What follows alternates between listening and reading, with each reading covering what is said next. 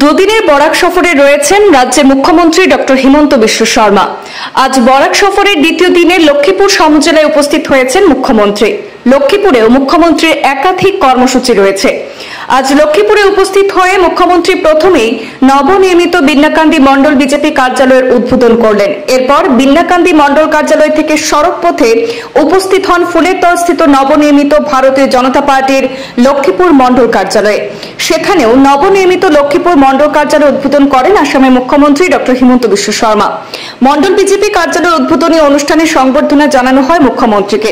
সেখান থেকে অল্প সময়ের মধ্যে লাবক চা বাগানে খেলার মাঠে গিয়ে উপস্থিত হবেন। সেখানে মহিলা উদ্যমিতা প্রকল্পের চেক বিতরণী অনুষ্ঠানে উপস্থিত হয়ে বিশাল জনসভার সম্বোধন করবেন মুখ্যমন্ত্রী।